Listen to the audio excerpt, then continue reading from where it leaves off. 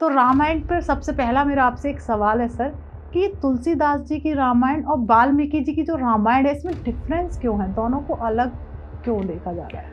देखिए वाल्मीकि जी की जो रामायण है वो बहुत ही गूढ़ है। इसमें रहेगा कि इंद्रजीत की उत्पत्ति कहाँ से हुई थी? तो उत्तरकांड में ये लिखा है कि जब राम जी राजगद्दी पे बैठते हैं तो ये राक्षस कुल की ये उत्पत्ति कहाँ से हुई थी? राक्षस कुल कहाँ से आया था सर? तो ब्रह्मा जी, जैसे हम जानते हैं, जल में रहते हैं कमल के फूल पे, तो उन्होंने जल की रक्षा के लिए मेघनाथ का नाम जो है इंद्रजीत कैसे पड़ा? तो यहाँ पे रावण ने युद्ध छेड़ दिया था इंद्र भगवान पे। मेघनाथ की जब मृत्यु हुई थी तो लक्ष्मण जी के हाथों द्वारा हुई है। तो राम जी ने मेघनाथ को क्यों नहीं मारा था? वो भी तो मार सकते थे। देखिए इसमें कई दंत कथा जुड़ी हुई हैं। पहले मैं दंत कथा बताता हूँ जो कि रामायण और रामचरितमानस में नहीं है। जी जी जी। दंत कथाओं के हिसाब से वर्णन सर एक चीज बताइए कि जैसे नागपाश से लक्ष्मण और राम जी को बांधना क्या युद्ध नीति थी या अधर्म था? तो रामचरितमानस के हिसाब से तो ये अधर्म था। तो वरुण सर, अगर एक पुत्र को पता हो कि उसका पिता अधर्मी है तो ऐसे पुत्र को क्या कहा जाएगा शास्त्रों में जहां वो अपने पिता का सपोर्ट करता है? देखिए अगर पिता अधर्म का साथ दे रहा है, क्या इंद्रजीत अपनी मृत्यु के बारे में पहले से जानता था या उसे ज्ञात था कि मेरी मृत्यु इस तरीके से होगी? देखिए लिखा तो नहीं है, पर जब उसे वो वरदान मिला। नमस्कार दोस्तों, आपका स्वागत है एक और नए एपिसोड में। मैं हूं आपकी होस्ट, आपकी दोस्त भारती। तो ये एपिसोड बेहद खास होने वाला है क्योंकि आज हम बात करने जा रहे हैं रामायण पर, और रामायण के एक ऐसे पात्र के ऊपर चर्चा होने वाली है क्योंकि रामायण एक इतना बड़ा सब्जेक्ट है जहां हम इतने सारे एपिसोड्स लेके आने वाले हैं आने वाले टाइम पर, जहां आप हर एक पात्र के बारे में डिटेल से जानेंगे। पर पहला एपिसोड है तो थोड़ा सोचा कि क्यों ना एक ऐसा पात्र जिसने बहुत कुछ ऐसा किया है जिसे हम नेगेटिव वे में भी लेके जा चुके हैं, और अगर देखा जाए तो पॉजिटिव में भी जा सकता है कि अपने बाप पिताजी के लिए उसने बहुत कुछ कर दिया। आप समझ ही चुके होंगे कि ये एपिसोड होने वाला है मेघनाथ पर। मेघनाथ इतने शक्तिशाली थे और उसके साथ साथ एक कहते हैं उन्होंने अधर्म का साथ क्यों दिया, तो काफी चर्चा होगी। और सबसे बड़ी बात यह है कि रामायण की दो ऐसे बुक हैं, एक है तुलसीदास जी की, एक है वाल्मीकि जी की। तो दोनों में कहीं ना कहीं डिफरेंस है, तो जानेंगे कि दोनों में इतना डिफरेंस क्यों है। और साथ में इंद्रजीत को लेकर तुलसीदास जी की रामायण में बहुत कम लिखा गया है, पर वाल्मीकि की रामायण में वाल्मीकि जी की रामायण में बहुत कुछ डिटेल में लिखा गया है। तो इस पर चर्चा करने के लिए आपके और हमारे फेवरेट, जैसे कि आपने महाभारत की जो हमारी सीरीज चल रही है उसको आपने बहुत प्यार दिया है, उसके लिए थैंक यू सो मच। और जैसे कि आप हमारा चैनल देख रहे हैं ग्रह रहस्य डिकोड, तो प्लीज चैनल जरूर सब्सक्राइब कर लीजिएगा। तो आप समझ ही चुके होंगे कि कौन हमारे साथ हमारे स्टूडियो में मौजूद हैं जो आज रामायण पर चर्चा करेंगे, और काफी डिटेल में। और आपका इतना सारा हमें प्यार मिल रहा है उसके लिए फिर से again thank you so much. अभी हमारे साथ बैठे हुए हैं एक ऑथर, एक सनातन धर्म रिसर्चर और एस्ट्रोलॉजर भी हैं, जो कि आपने उनकी काफी वीडियोस देखी हैं। तो स्वागत करते हैं वरुण गुप्ता सर। वेट नहीं कराते, राधे राधे सर। जय श्री कृष्णा, जय श्री राम। कैसी हैं भारती जी? मैं बहुत अच्छी हूँ सर। आपके इतने सारे महाभारत पे एपिसोड लोग इतना पसंद कर रहे हैं कि लोगों के मैसेज आ रहे हैं कि आप सर रिसर्च करते जाइए और हमें कुछ नया लेके आइए। तो ये आज हमारी पहली सीरीज शुरू हो रही है सर रामायण पर। जी बिल्कुल। तो रामायण पर सबसे पहला मेरा आपसे एक सवाल है सर कि तुलसीदास जी की रामायण और वाल्मीकि जी की जो रामायण है इसमें डिफरेंस क्यों है? दोनों को अलग क्यों देखा जा रहा है? पॉडकास्ट शुरू करने से पहले मैं रामायण रामचरितमानस की एक चौपाई बोलूँगा जो जी मुझे जी बहुत पसंद है। जी जी जी। और हमें हमेशा ये सिखाया गया बचपन में कि उस चौपाई को बोल के ही कोई अच्छा कार्य करें। तो माता सरस्वती की वंदना करके आज मैं उस चौपाई को पहले बोलूँगा और उसके बाद फिर हम रामायण पे शुरू करते हैं। बिल्कुल बिल्कुल सर। तो ये चौपाई लंकापुरी में प्रवेश के समय है की है। प्रबिसी नगर कीजिए सब काजा, हृदय राखी को सरफुल राजा। तो इस चौपाई को नाम लेके शुरू करते हैं। जय श्री राम। जय श्री राम। तो सबसे पहला वही सवाल कि तुलसीदास जी की रामायण और वाल्मीकि जी की रामायण में डिफरेंस क्या है सर? देखिए वाल्मीकि जी की जो रामायण है वो बहुत ही गूढ़ है और काफी विस्तार पूर्वक उसमें हर एक पात्र का उल्लेख या वर्णन मिलता है। जी जी जी। तुलसीदास जी की रामचरितमानस प्रेम का सागर है हम्म। और जैसे हम रामचरितमानस का अर्थ देखते हैं, राम जी के चरित्र की नदी, नदी। जी। और रामायण मीन्स कि राम जी का मंदिर हम्म। यहाँ पे या राम जी का निवास स्थान। जी। तो तुलसीदास जी क्योंकि हनुमान जी के भक्त थे और हनुमान जी के थ्रू उन्हें राम जी के दर्शन हुए चित्रकूट में, तो उन्होंने रामचरितमानस का निर्माण किया और उन्होंने जो अपनी प्राथमिकता या प्रायोरिटी रखी है वो राम जी को भगवान समझ के या मान के उनकी लीलाओं का वर्णन किया है। जी। कई ऐसे प्रसंग हमें देखने को मिलते हैं रामायण और रामचरितमानस में जो काफी अलग हैं। अभी मैं आपको उसके उदाहरण भी दूंगा। जी।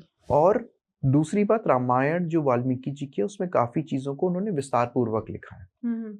एक उदाहरण के तौर से समझते हैं, बाल कांड में रामचरितमानस में सीता जी का प्रॉपर स्वयंवर दिखाया है, जी। जिसमें राम जी लक्ष्मण जी विश्वामित्र जी के साथ जाते हैं जनकपुरी में और जनक जी उनका स्वागत करते हैं मिथिला में।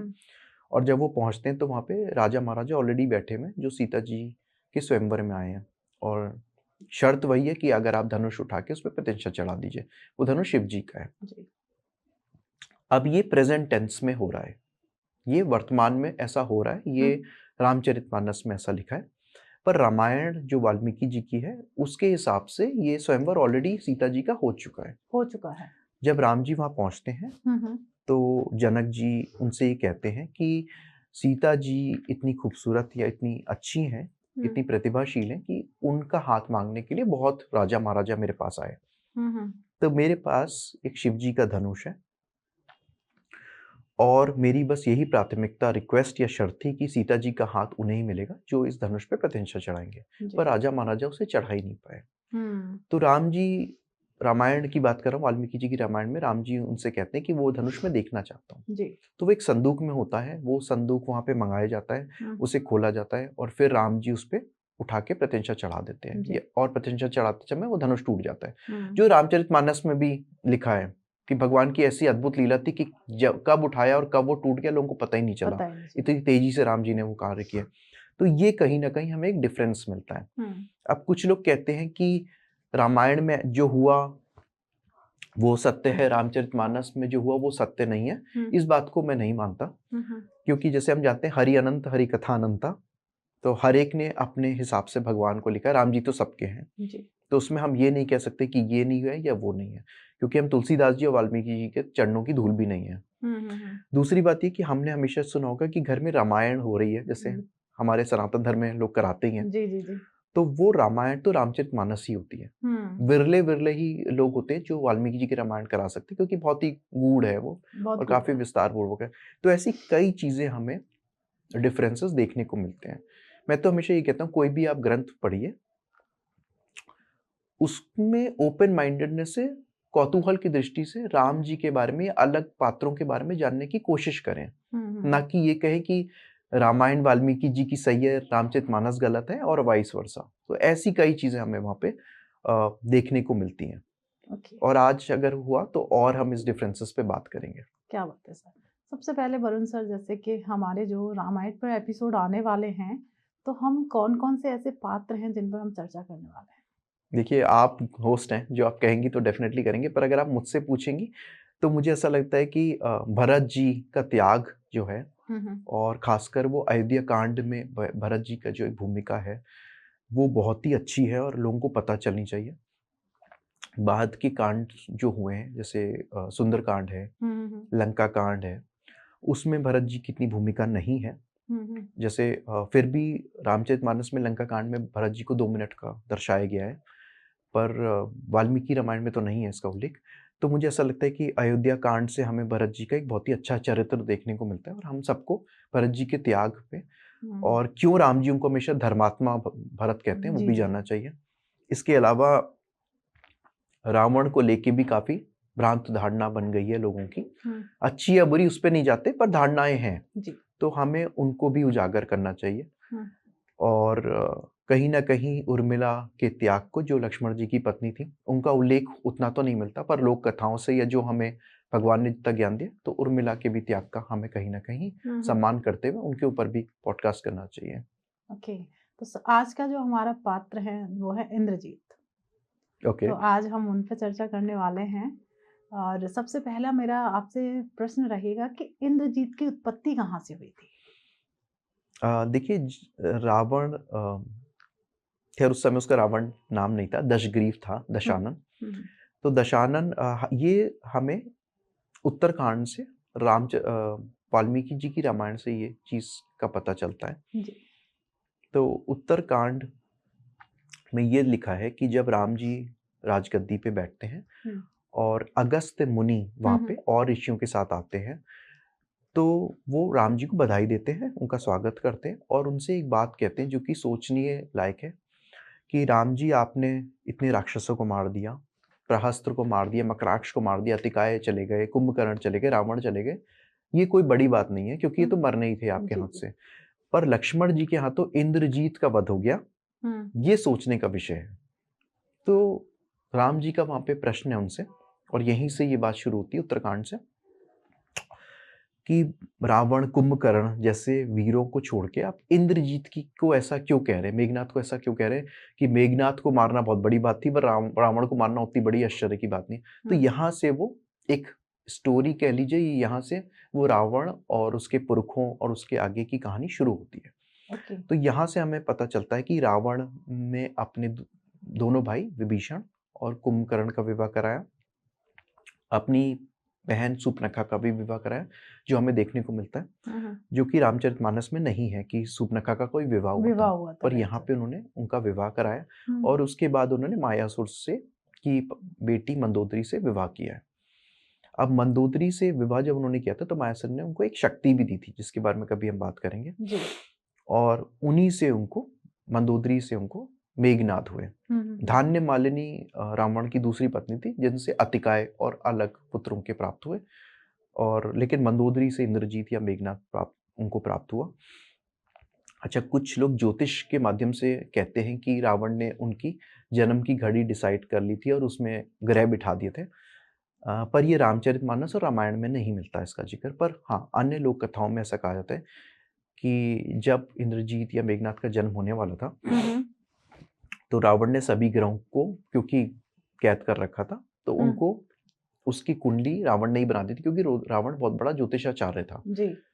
पर और सबको 11वें घर में बिठा दिया था।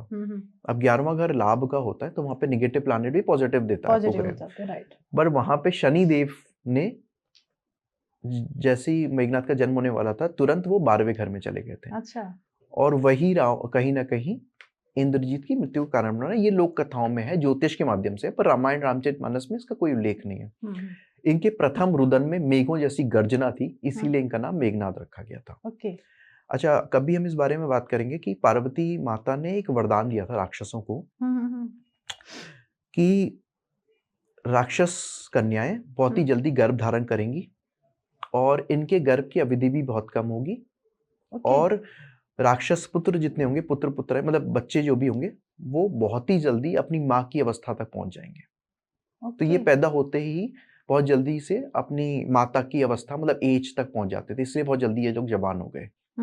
इसीलिए कहीं ना कहीं मेघनाद का वो बचपन या वो सब नहीं दिखाया गया, क्योंकि ये किशोर अवस्था में बहुत जल्दी पहुंच गए थे। ओके।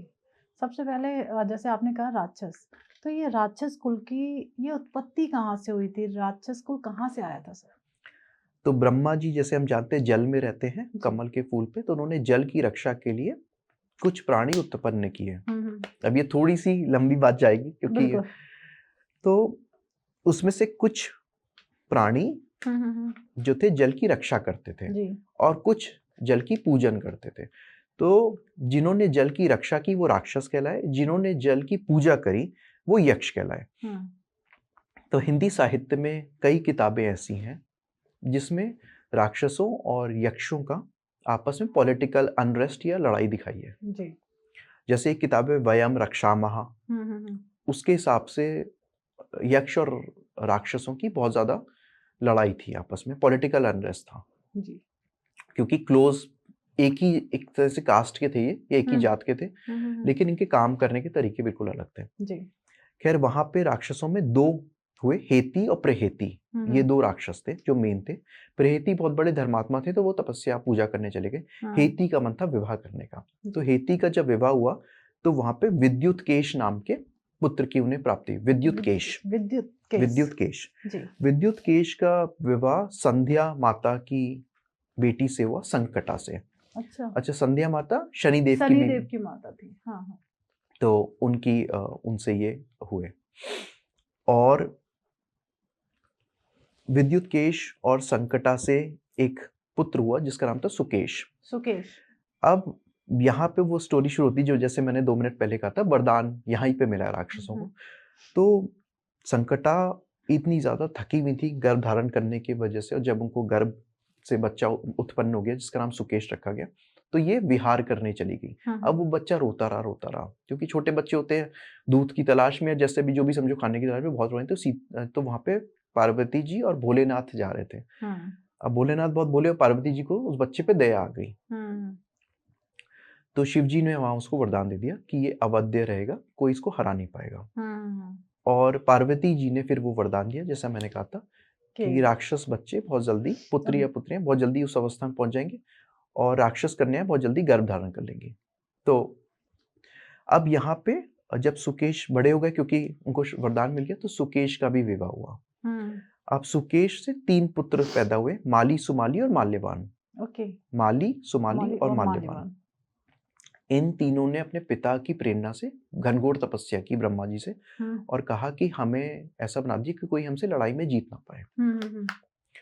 तो इन्होंने इन्होंने अपनी राक्षस सेना एकत्रित की और देवताओं पे चढ़ाई कर दी, और देवता वहां पे हार गए, तो सभी देवता शंकर भगवान के पास गए। उस बीच इन्होंने लंका का निर्माण किया, जो कि एक बहुत बड़े पर्वत के ऊपर थी और लोगों के लिए बहुत दुर्जय थी वो। वहीं पे ये सब राक्षस अपने अपने समुदाय, राक्षस समुदाय वहीं रहने लगा, जिसमें माली, सुमाली और माल्यवान जी थे। अब ये जब देवी देवता शिव जी के पास गए, तो शिव जी ने कहा मैं सुकेश का या इन तीनों का कुछ नहीं करूंगा, क्योंकि मेरे वरदान से ही हुए, एक तरह से ही है। तो आप विष्णु भगवान के पास जाओ। अब विष्णु भगवान का इन तीनों से युद्ध है। तो वहां पे माली की तो फौरन डेथ हो गई थी, माली को तो विष्णु भगवान ने मार दिया था। पर सुमाली ने क्या किया कि गदे से गरुण भगवान पे प्रहार किया। गरुण के ऊपर विष्णु भगवान बैठे थे, तो इनका पूरा युद्ध चलता रहा। फिर फाइनली ये हुआ कि ये सब लोग हार गए, राक्षस। कई बार इनका युद्ध हुआ विष्णु भगवान से, और इन्होंने लंका खाली कर दी और ये रसातल या पाताल में चले गए जी। अब यहाँ पे एक दिन की बात है, ये मृत्यु लोक में, मतलब धरती पे, सुमाली अपनी बेटी कैकसी, तो सुमाली की बेटी का नाम कैकसी था, ये दोनों विचरण कर रहे थे, और इन्होंने, सुमाली ने देखा कि इनकी बेटी काफी बड़ी हो गई है। तो इन्होंने कहा कि अब तुम जवान हो गई हो, तुम्हारे लिए योग विवर देखना चाहिए, लेकिन हम राक्षस हमेशा देवताओं से हारते आए हैं, तो कुछ ऐसा करा जाए कि हमारे अंदर भी वो धार्मिक प्रवृत्ति वाला बच्चा हो, जिसके अंदर दोनों शक्तियां हो, देवताओं की भी और राक्षसों की भी। तो सुमाली ने विश्रवा जो ऋषि थे, जो पुलत्स के बेटे थे, उनके पास अपनी पुत्री कैकसी को भेजा जी। और संध्या बेला हो गई थी, तो कैकसी उनके सामने सर नीचे करके खड़ी हो गई, और वहां पे विश्रवा जी ने उनसे परिचय पूछा, तो उन्होंने अपना परिचय दे दिया। और वहीं विश्रवा जी ने वहां पे उनसे कहा कि आप गलत समय मेरे पास आई हैं, आप मुझसे बच्चा चाहती है, मैं समझ गया हूँ, पर आप गलत समय आई हैं। अगर इस समय हम समागम करेंगे तो हमें बहुत ही क्रूर और राक्षस प्रवृत्ति के बच्चे मिलेंगे, राइट। और इसीलिए रावण, कुंभकर्ण और सूर्पनखा हुए।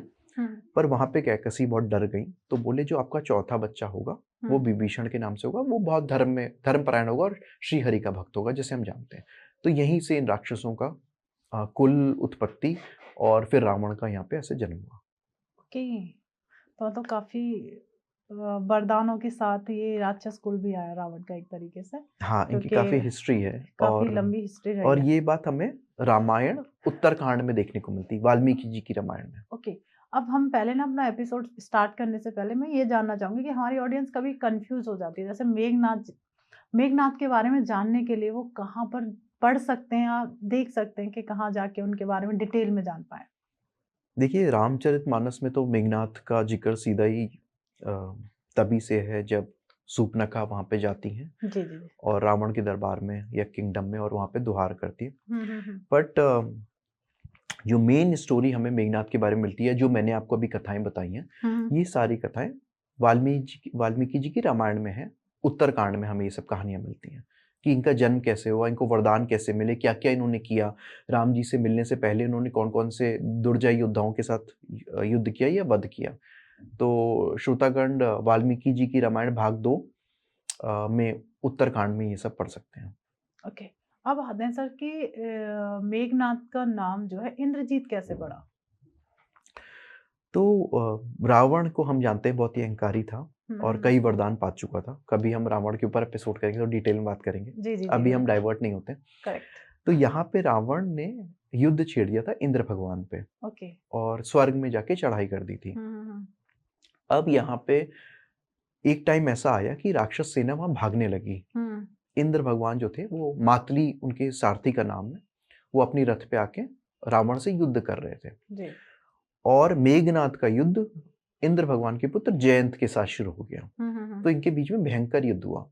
पर एक टाइम ऐसा आ गया जब सबको लगा कि जयंत मतलब इंद्र भगवान के जो पुत्र हैं उनकी मृत्यु हो जाएगी। हुँ। तो यहाँ पे पुलोमा नाम के दैत्यराज थे जो समुद्र में रहते थे, वो शची माता के पिता थे और जयंत के नाना थे, क्योंकि हम जानते हैं इंद्र भगवान की पत्नी शची माता हैं। तो हुँ। शची माता के वो पिता थे और जयंत के नाना थे। तो जी। उन्हें ये लगा कि जयंत की तो अब मृत्यु हो जाएगी अब मेघनाद से। हुँ। तो वो उनको उठा के पानी के अंदर, समुद्र के अंदर ले गए। ओके। तो सबको ये समझ में नहीं आया कि जयंत कहाँ गायब हो गए उस समय, क्योंकि हुँ। इतनी जल्दी ये सब हुआ था। तो सबको लगा कि जयंत की मृत्यु हो गई है। तो एकदम से भगदड़ मच गई। जी। तो इंद्र भगवान ने तभी भी लड़ाई करनी नहीं रोकी, वो रावण से युद्ध करते रहे और राक्षसों की सारी सेना खत्म होने लगी। हुँ। तो रावण ने सोचा कि ये मैं जितनी दूर तक देख रहा हूँ, इतनी ये तो पूरी सेना ही दिखाई दे रही देवताओं की, तो मैं बीच में चला आता हूँ और बीच में इस सेना का संहार करता हूँ। तो वो हुँ। बीच में पहुंच के उसने संहार शुरू किया। इंद्र भगवान भी वहां पे आ गए, उन्होंने रावण पे तरह तरह के अस्त्र शस्त्र चलाने शुरू कर दिया। जी। अब यहाँ पे मेघनाद आ गया अपने पिता की रक्षा के लिए। और मेघनाद ने के पास एक शिव जी की माया थी, हुँ। उसका नाम था तामसी माया, तामसी माया। जिससे वो अदृश्य होके अंधकार कर देता था और हुँ। उसमें वो जब विचरण करता था कोई देख ही नहीं सकता था उसको। ओके। तो उसने उस माया से राक्षसों को बल दिया हुँ। और इंद्र भगवान पे प्रहार करने लगा। अब इंद्र भगवान ने क्या किया कि मातली से बोला कि मेरे रथ ले जाओ, मैं हुँ। ऐरावत पे आरूढ़ होऊंगा, क्योंकि मुझे मेघनाद दिख ही नहीं रहा है। शायद हाइट पे जाऊंगा तो थोड़ा दिख जाए, क्योंकि हम जानते हैं हाथी और घोड़े की हाइट में फर्क होता है। हुँ। तो ये उस पे भी गए, तभी भी वहां पे मेघनाद दिखा दिया। वहां पे मेघनाद ने माया करके इनको बांध के अपनी रथ में रख लिया। ओके। अच्छा, उस माया का प्रभाव इतना था कि रावण को भी मेघनाद नहीं दिख रहा था, अच्छा। क्योंकि रावण भी राक्षस और इतना शक्तिशाली था। तो मेघनाद ने कहा कि पिताजी अब आप चलिए मेरे साथ, हम वापस चलते हैं लंकापुरी, हम इंद्र भगवान को ही ले आए हैं। हुँ। तो जब ये इंद्र भगवान को यहाँ ले आए लंकापुरी में, तो हर जगह त्राही-त्राही मचने लगी कि देवताओं के राजा ही बंदी हो गए। हुँ। तो ब्रह्मा जी ने लंकापुरी में जाके दर्शन दिए सबको जी। और माफ़ी चाहूँगा, मेघनाद को वहाँ पे बोला कि हमें इंद्र भगवान लौटा दो। हुँ। तो बोला मैं लौटा तो दूँगा, पर मुझे क्या मिलेगा? हुँ। तो बोले आप बताओ क्या चाहिए? तो मेघनाद ने कहा मुझे अमर बना दीजिए। तो हुँ। बोले अमरत्व तो नहीं दे सकता मैं तुम्हें, कुछ और माँग लो। तो मेघनाद ने कहा कि जब मैं युद्ध से पहले अग्निष्ठ होम करके, अग्निदेव को प्रसन्न करके आहुति डालूँ, होम करूँ, तो मैं दुर्जय हो जाऊँ, मेरे पास एक रथ आ जाए जो मन की गति से चले, हुँ। और तब मेरे को, जब तक मैं उस रथ पे बैठा हूँ, तब तक उस रथ पे मेरा कोई भी शत्रु मुझे हरा ना पाए। हुँ। और अगर उस अग्निष्ठ होम के हवन से पहले, मतलब पूरा होने से पहले, अगर मैं वो यज्ञ नहीं कर पाया, तो मेरा सर्वनाश हो जाए। हुँ। ये रामायण वाल्मीकि जी ने लिखा है, उत्तरकांड में इसका ज़िक्र है। ओके। और ब्रह्मा जी ने उसको वरदान दिया और कहा कि हम तुम्हें अब इंद्रजीत की उपाधि भी देते हैं, हुँ। जिससे हमेशा लोग यही समझते रहेंगे कि तुमने इंद्र भगवान को यहाँ पे हरा दिया है। ओके। तो क्या सच में मेघनाद अजय थे और उनकी जो शक्तियाँ थीं, वो कौन-कौन सी थीं? इसका ज़िक्र भी उत्तरकांड में ही है। पहले हम शक्तियों की बात करेंगे। जी। तो जब रावण ने तीनों लोकों पे विजय पाने का अभियान शुरू किया। तो ये जब वापस लंका में आए तो अपनी देवी निकुंबला के मंदिर में गए। वहां पे मेघनाद किशोर अवस्था में था उस समय। तो जी। मेघनाद शुक्राचार्य के सानिध्य में एक हवन या यज्ञ कर रहा था, परंतु उस हवन की ये शर्त थी कि वो मौन धारण करे रहेगा। तो रावण को भी नहीं पता था कि यहाँ पे कौन से हवन का या यज्ञ का आयोजन हो रहा है। तो रावण ने उससे पूछा कि पुत्र यहाँ पे क्या हो रहा है।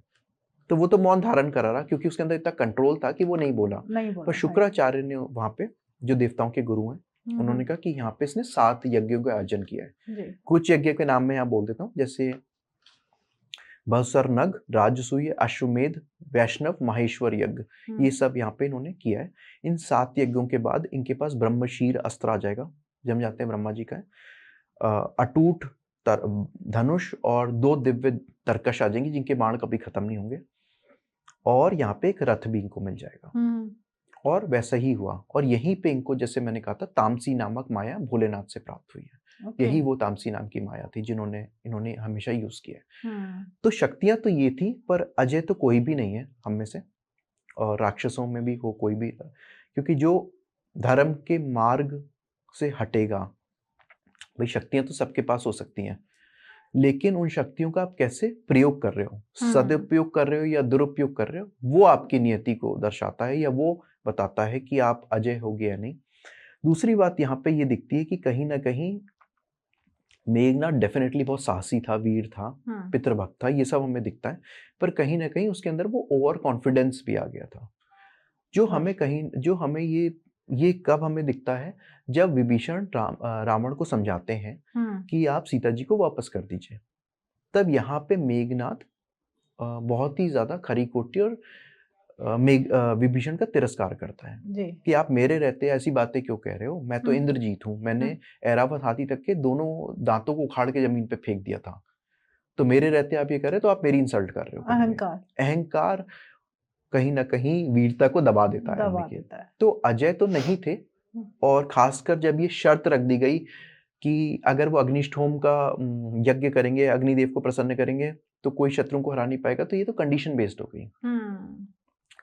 और हम जैसे जानते हैं कि वो कंडीशन एक बार फुलफिल नहीं हुई, इसलिए उनका वध हो गया। तो अजय तो नहीं थे, परंतु मैं इतना जानता हूं कि भगवान के सामने खड़े होना और तीर चलाना, और जैसा लिखा है वाल्मीकि जी ने कि लक्ष्मण जी और मेघनाद दोनों युद्ध कर रहे हैं, युद्ध करते करते घंटों हो गए, खून से दोनों लथपथ नहा रहे, ना वो युद्ध से विमुख हुए और ना उनको थकान हुई। ये कई बार सेम सेंटेंस, सेम दोहा आता है। तो यानी दोनों लगातार युद्ध करे जा रहे हैं।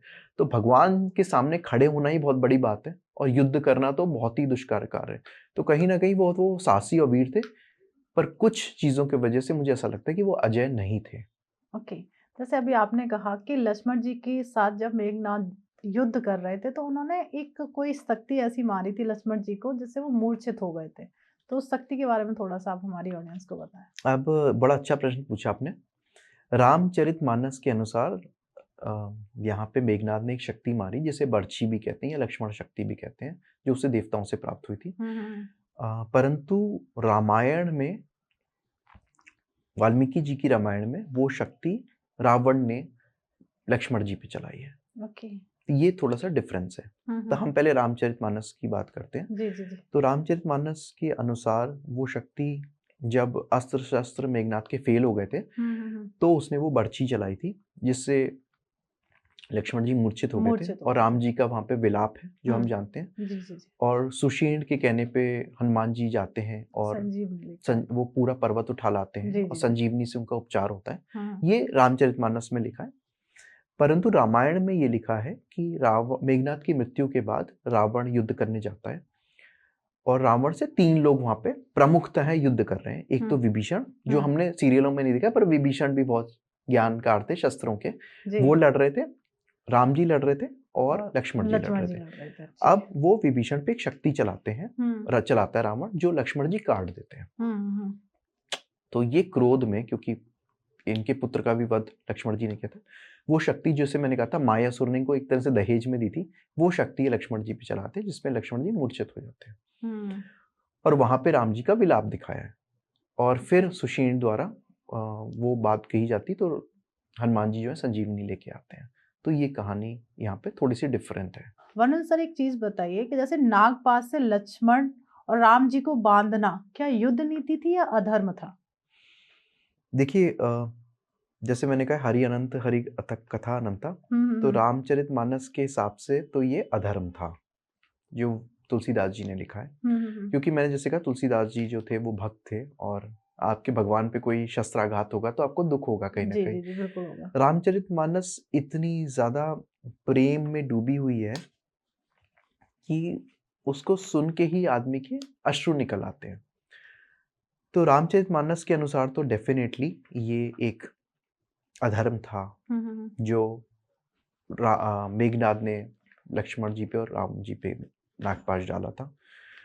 पर इसके बारे में जानते कि ऐसा हुआ क्यों।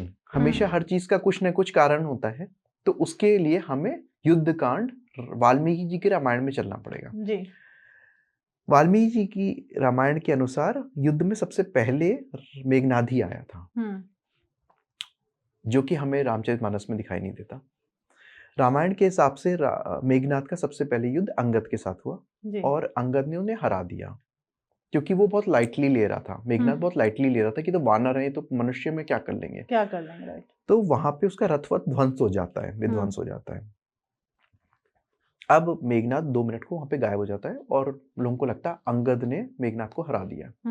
पर यहाँ पे कहीं ना कहीं मेघनाद की वो ईगो बूस्ट हो जाती है कि मैं तो बहुत लाइटली ले रहा था, मुझे तो एक साधारण वानर ने, उसके हिसाब से तो साधारण वानर ही थे। बिल्कुल बिल्कुल। फिर उसने अपनी माया युद्ध चालू किया, और उसने वही माया जैसे मैंने कहा था शंकर जी से जो उसको मिली थी, तामसी नाम की माया, उससे उसने पूरा अंधकार कर दिया। और उसने बाणों द्वारा पूरी सेना को शतविशत किया, और फिर सर्पों द्वारा, वो वैसे तो बाण थे देखने में, पर उसमें कद्रू माता के पुत्र लगे हुए थे। ये हमें आगे को मिलता है। कद्रू और विंता 2 सौतने हैं। कद्रू माता के पुत्र नाग हुए, और विंता माता के गरुण और अरुण हुए। गरुण वो है जो विष्णु भगवान की सवारी है। तो यहाँ पे उसने नागपाश में राम जी और लक्ष्मण जी को पूरा जकड़ लिया था, और पूरे दोनों खून से नहाए हुए थे। कोई ऐसा जगह नहीं थी जहां राम जी और लक्ष्मण जी को तीर ना लगे, और वो मूर्छित हो गए थे। अब यहाँ पे क्या होता है कि गरुड़ भगवान का आगमन होता है, जैसे हम जानते हैं रामचरितमानस में लिखा है, पर इसके बीच की भी कुछ स्टोरी है जो हमें देखने को युद्धकांड रामायण में मिलती है। यहाँ पे क्या होता है कि रावण जो होता है, त्रिजटा जो वहां पे थी, त्रिजटा के थ्रू पुष्पक विमान में सीता जी को उस दृश्य पे ले जाता है, और दिखाता है कि देखो तुम्हारे पति और देवर, या देखो नागपाश में बंधे पड़े, हम इनको मृत्यु तुल्य कष्ट हो गया, हम इनको मृत्यु ही समझो। जो हमें रामचरितमानस में नहीं मिलता कि सीता जी कभी आई होंगी युद्ध के क्षेत्र में, पर यहाँ पे वो दिखाता है जानबूझ के, ताकि सीता जी का मोरल डाउन हो और मोटिवेशन खत्म हो जाए कि राम जी उनकी रक्षा करेंगे। क्योंकि हम ये जानते हैं कि रावण को इतने श्राप थे कि वो बलपूर्वक सीता जी से विवाह कर नहीं सकता था, उसमें उसे सीता जी की सहमति चाहिए थी। तो वो ये सोचता है कहीं ना कहीं कि सीता जी को ऐसा दारुण दृश्य दिखा देते हैं कि उनके पति की डेथ हो गई और देवर जी की, तो हो सकता है सीता जी मान जाए और मोरल डाउन हो। इसके बाद लिखा है कि राम जी में इतनी ज्यादा शक्ति थी कि राम जी कहीं ना कहीं वहां पे उठ जाते हैं उस शक्ति से। भगवान है विष्णु भगवान, तो उठ जाते हैं, और लक्ष्मण जी को बंधा हुआ देखते तो बहुत विलाप करते हैं वहां पे, और ये कहते हैं कि मेरे से बहुत बड़ा गलत कार्य हो गया, मैं पत्नी के बिना तो रह लेता, पर लक्ष्मण जी जैसा भाई मुझे कहीं नहीं मिलेगा। तो बहुत विलाप है वहां पे राम जी के, और जो हमें देखने को रामचरितमानस में नहीं मिलता है। अब यहाँ पे गरुड़ भगवान आते हैं, और ऐसा लिखा है कि जैसे ही गरुड़ आए पूरा आसमान उनके पंखों से ढक गया था, और जैसे ही वो आए तो वो नाग जो कि बाण के रूप में थे माया से, वो सब उनको देख के ही भाग गए, क्योंकि गरुड़ भगवान को वरदान है कि उनको नाग का जहर असर नहीं करेगा, और नागों का वो भक्षण करते हैं, क्योंकि सौतेले भाई हैं। हाँ, और गरुड़ भगवान जो है वो जैसे हम जानते हैं विष्णु भगवान की सवारी भी है, विष्णु भगवान उन पे सवारी करते हैं। यहाँ पे आगे ये लिखा है कि गरुड़ भगवान अपने हाथों से ऐसे छूते हैं राम जी और लक्ष्मण जी को, तो उनके सारे घाव भी भर जाते हैं, और जैसे एक बड़ा गले लगाता है वो राम जी को लक्ष्मण जी को गले लगाते हैं। तो राम जी वहां पे कहते हैं मैं तो आपको पहचाना नहीं, पर आप मेरे लिए बहुत आदरणीय हो। तो कहते हैं कि मैं विष्णु भगवान का वाहन हूँ, और आप भी श्री हरि हो, क्योंकि आप मनुष्य लीला कर रहे हो। तो ये कहानी यहाँ पे बस बोले मेरी एक रिक्वेस्ट है भगवान आपसे, जो हमने रामनंद सागर के सीरियल में भी देखा है हम्म।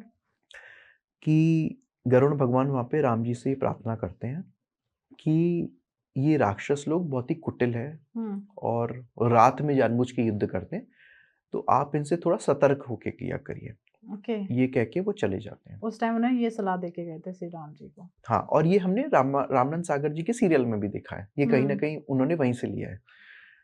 और इतना विस्तार पूर्वक वर्णन हमें रामचरितमानस में नहीं मिलता है। ये वाल्मीकि जी के रामायण में ये है, जैसे मैंने जो आपको प्रसंग सुनाया। ओके। तुलसीदास जी ने तो ये लिखा है कि अधर्म से उसने नागपाश डाल दिया और वो वापस चला गया। फिर गरुड़ भगवान वहां पे आए और उनको देख के सर भाग गए। बस इतनी कहानी वहां पे खत्म हो जाती है। ओके। जैसे मैंने कहा कि हमेशा रामायण में थोड़ा विस्तार पूर्वक लिखा हुआ है। जैसे जब युद्ध हो रहा था उस दौरान मेघनाद की जब मृत्यु हुई थी तो लक्ष्मण जी के हाथों द्वारा हुई है, तो राम जी ने मेघनाद को क्यों नहीं मारा था? वो भी तो मार सकते थे। देखिए, इसमें कई दंत कथा जुड़ी हुई है। पहले मैं दंत कथा बताता हूँ जो कि रामायण और रामचरितमानस में नहीं है। जी जी जी। दंत कथाओं के हिसाब से वो पुरुष जो 14 साल तक सोया ना हो, जिसने पर नारी का या नारी का स्पर्श ना लिया हो, जो ब्रह्मचारी हो, वही मेघनाद को मार सकता है। ये एक दंत कथा है जी। दूसरी एक और दंत कथा है जो कि हमें रामायण या रामचरितमानस में नहीं मिलती है। दूसरी दंत कथा के अनुसार शेषनाग ने ये वर प्राप्त किया था कि एक दिन ऐसा आएगा जब मैं मेघनाद को मारूंगा। और शेषनाग के अवतार ही लक्ष्मण जी थे, जैसे हम जानते हैं, जो धरती पे आए थे। तो लक्ष्मण जी को ही मारना था। पर रामायण हमें ये शिक्षा देती है कि उचित आदमी ही उचित कार्य करे। Right man should do right job. Right. जैसे आपको ये पता है कि हमें पता है विष्णु भगवान के अवतार है, राम जी से क्या नहीं हो सकता। राम जी के स्मरण करने से ही और भौं मात्र से ही दुनिया पलट सकती है। करेक्ट। लेकिन उन्होंने नल नील को ये श्रेय दिया कि नदी में पत्थर, समुद्र में पत्थर डालोगे तो वो तैरेंगे। तो क्या राम जी नहीं कर सकते थे? तो राम जी ने भक्त वत्सल, शरणागत वत्सल होके अपने मित्रों, अपने सेवकों को श्रेय दिया है। एक तो ये बात हो गई। दूसरा, ये तो रामचरितमानस के हिसाब से। रामायण के हिसाब से जो अधर्म का मेन जड़ थी वो रावण था, जिसके लिए विष्णु भगवान ने राम जी का अवतार लिया। तो अधर्म पे धर्म की विजय तब हो पाई जब अधर्म का स्तोत्र खत्म हुआ, जो कि रावण था। और अधर्म का साथ कौन दे रहा था? मेघनाद। ऐसे ही धर्म का साथ कौन दे रहा था? लक्ष्मण जी, लक्ष्मण भैया, जो राम जी के साथ थे। तो राम जी ने कहा मैं अधर्म का स्तोत्र खत्म करूंगा और अधर्म का साथ देने वाले को तुम खत्म करना। इसीलिए भगवान ने लक्ष्मण जी को वो अवसर दिया कि तुम मारो उसको जाके। हम मेघनाद पे चर्चा कर रहे हैं, तो रामायण में मेघनाद के नेचर को किस तरीके से दर्शाया गया है? देखिए, मेघनाद का कैरेक्टर जो है ना, बहुत ही रहस्यमयी है। पितृभक्त है, पिता को मानता है, अपनी राक्षस कुल को मानता है और लंका के लिए समर्पित तो है ही, लेकिन कहीं ना कहीं उसका पर्सनल एजेंडा भी है जो हमें नहीं भूलना चाहिए। हम ये जानते हैं कि जब किसी को कोई उपाधि मिल जाती है या किसी को कोई ना कोई एक अवार्ड मिल जाता है, तो अवार्ड पाना तो मुश्किल है ही, पर उस अवार्ड की गरिमा को रखना भी बहुत मुश्किल है। राइट। तो जब मेघनाद को इंद्रजीत बनाया गया तो कहीं ना कहीं उसके कंधे पे एक इतनी बड़ी रिस्पॉन्सिबिलिटी या भार आ गया कि उसको उस नाम को कहीं ना कहीं सार्थक करना था। और उसको कहीं ना कहीं वो अपॉर्चुनिटी दिखती है जब विभीषण रावण को समझा रहे थे कि भैया आप पर स्त्री का हरण कराए हैं, आप सीता का मोह त्याग के उनको वापस दे दीजिए और हम सबके लिए यही अच्छा है। अब यहाँ पे एक चीज और है जो कि सीरियलों में नहीं दिखाई गई, वो मैं रामायण वाल्मीकि जी के द्वारा जो निर्मित है उसके द्वारा बताना चाहूंगा। यहाँ पे कुंभकर्ण भी उस दिन उठे हुए थे। जैसे हमें लगता है कि कुंभकर्ण सो रहे थे, लेकिन कुंभकर्ण जगे हुए थे। अच्छा, जिस दिन ये वार्तालाप हो रही थी, जिस दिन ये वार्तालाप हुई थी, कुंभकर्ण ने भी रावण को बहुत डांटा है कि तुमने किसी की सलाह किए बिना तुम सीता जी को उठा लाए हो, और राम जी अब सेना के सहित उस पार तो आ ही गए, अब इस बार भी आने में उन्हें ज्यादा टाइम लग गया, तो तुमने किसकी सलाह से ऐसा किया? अब तुम सलाह ले रहे हो कि अब क्या किया जाए, उस समय हमारा उनका क्यों नहीं था, क्यों नहीं तुमने बात की?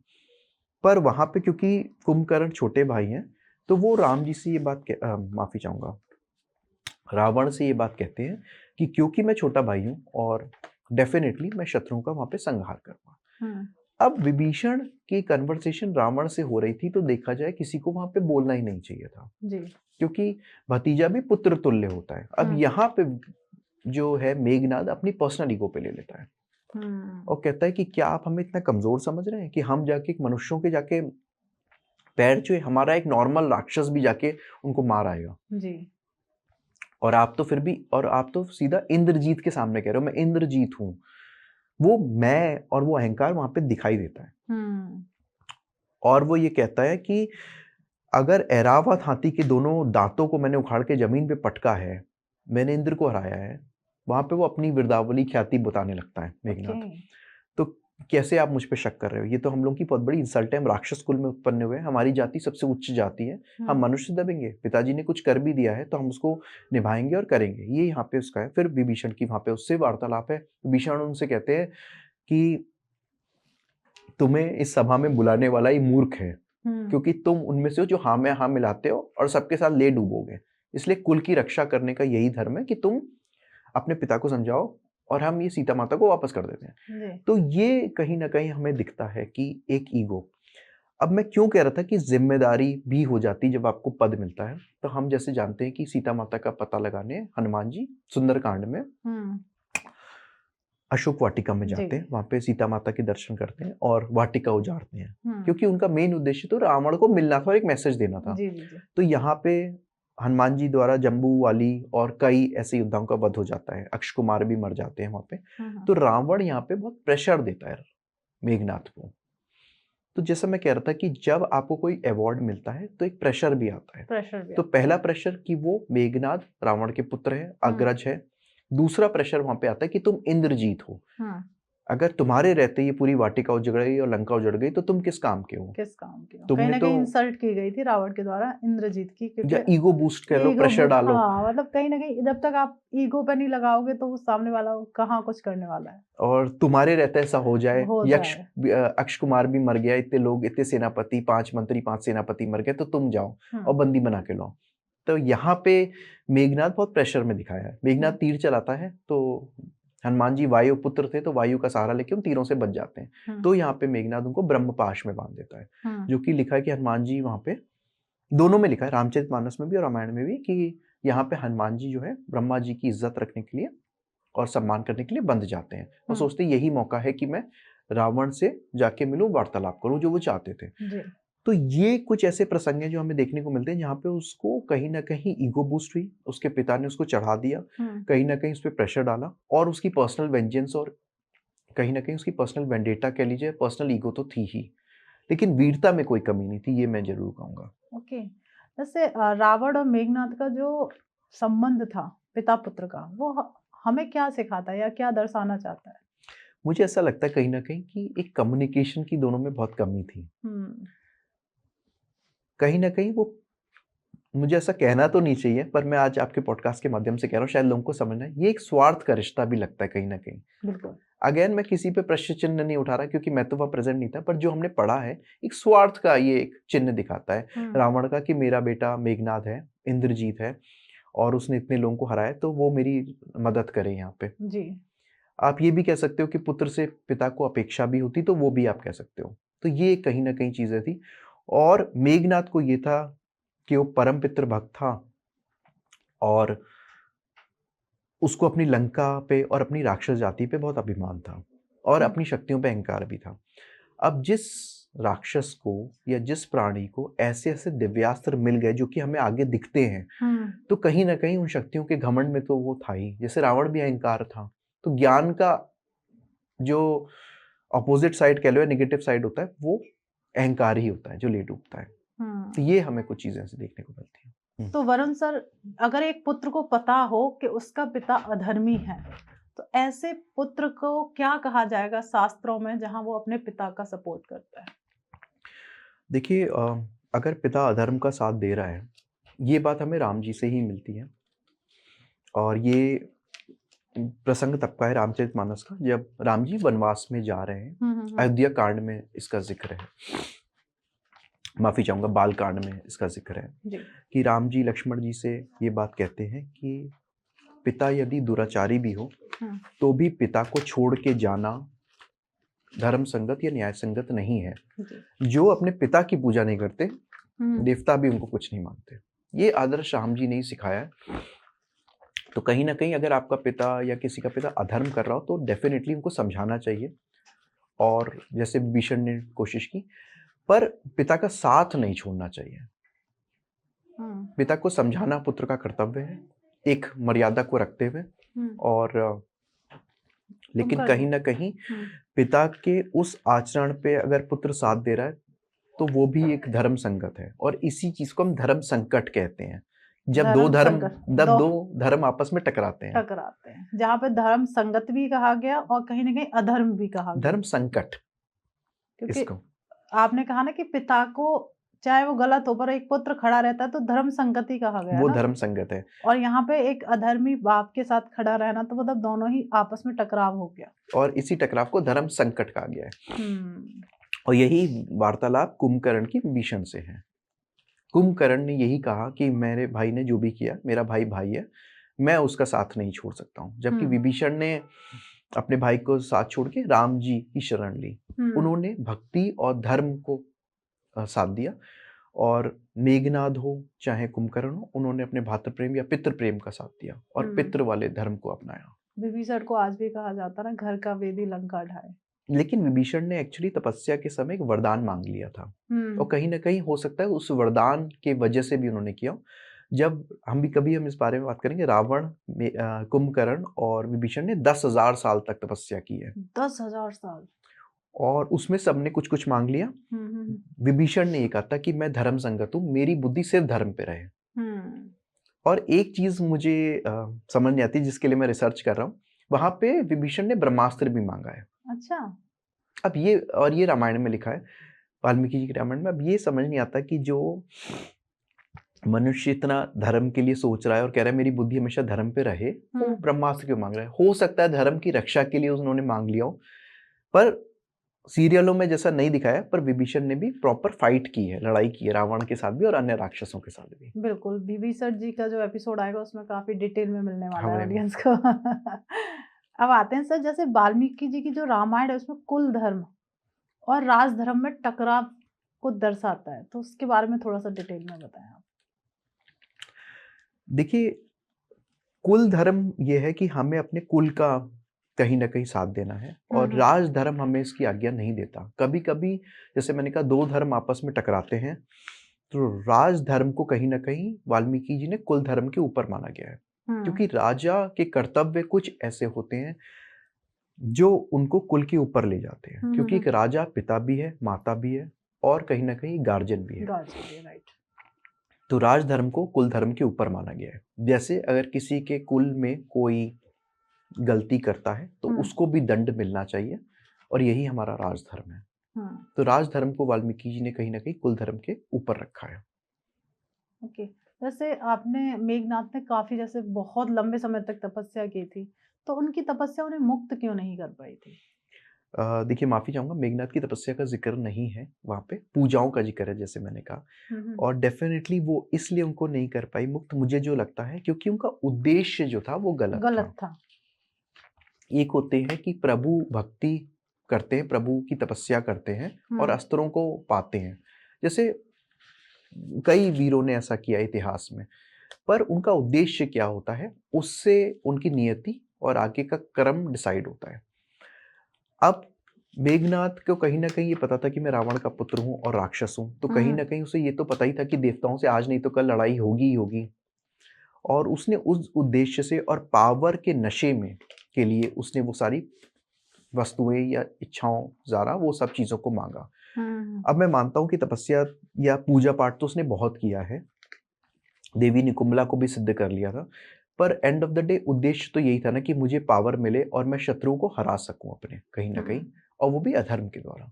तो इसीलिए कहीं ना कहीं उसको वो मुक्ति नहीं मिल पाई। डेफिनेटली लक्ष्मण जी के हाथों उसकी डेथ हुई है, तो ऐसा लिखा तो नहीं है, पर जैसा हम जानते हैं कि भगवान के हाथों अगर किसी की मृत्यु होगी तो सभी स्वर्ग गए हैं या मोक्ष को प्राप्त हुए हैं, तो डेफिनेटली वो भी मोक्ष को प्राप्त हुए होंगे। क्या माता निकुम्भला यज्ञ वास्तव में तांत्रिक युद्ध नीति के लिए किया जाता है?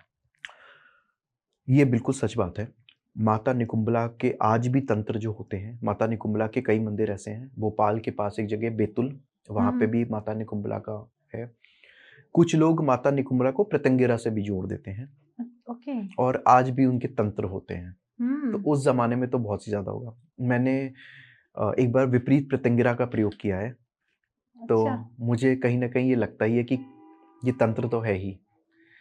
अब इसका ज़िक्र कुछ किताबों में है कि निकुंबला देवी का जो तंत्र है, वही प्रत्यंगिरा माता का है।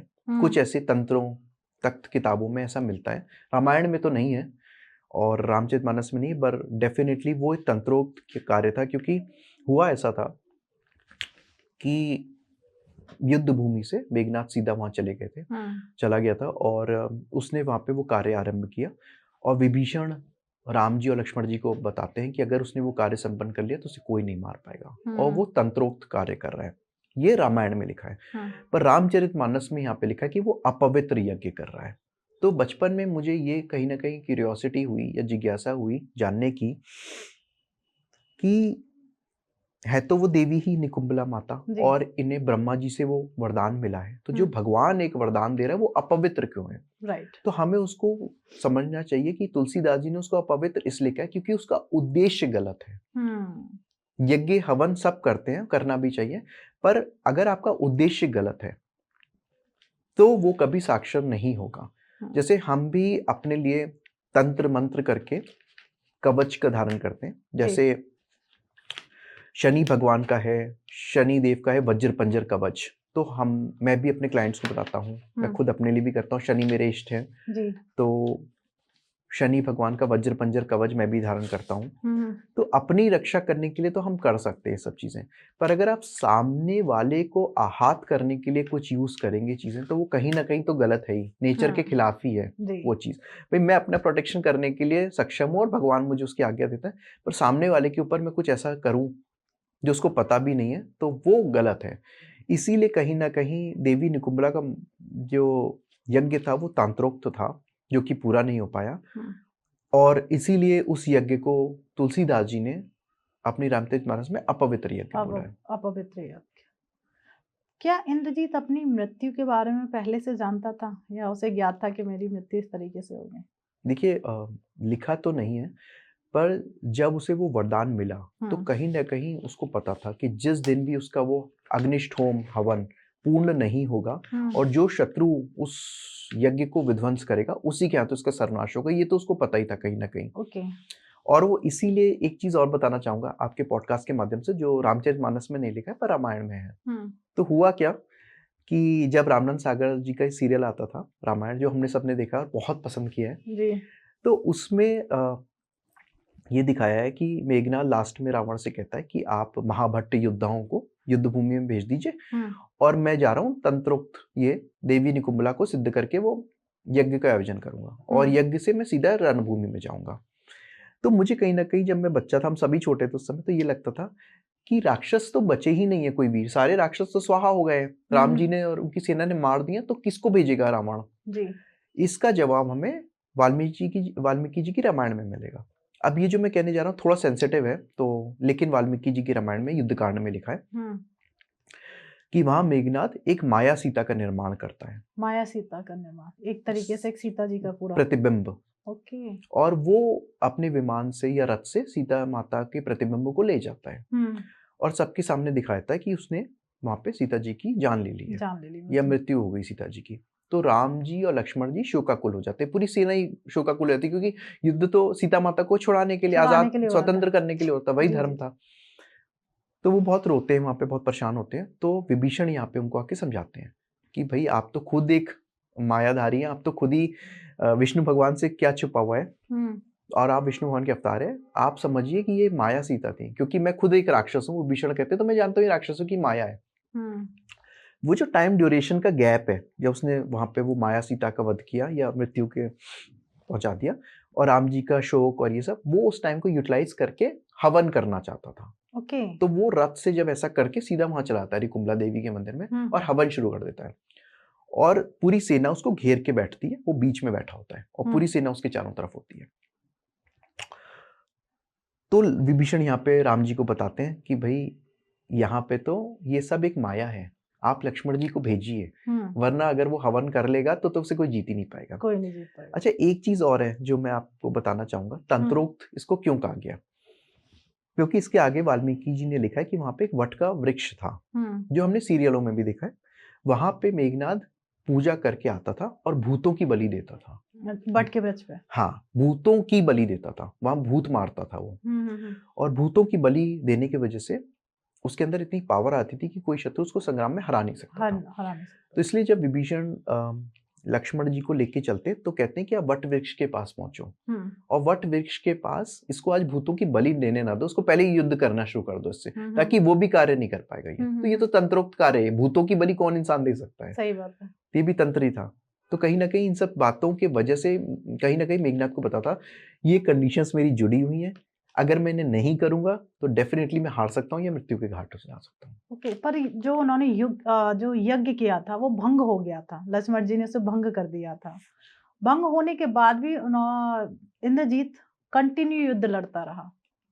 तो ये तो उसे पता ही था कि युद्ध मेरा मेरा जो यज्ञ है वो भंग हो गया है, उसके दौरान भी वो युद्ध करता रहा। तो उसके पीछे क्या कहानी थी उसकी? देखिए, पहली बात ये कि रामायण में ये नहीं लिखा कि उनका यज्ञ भंग हुआ है।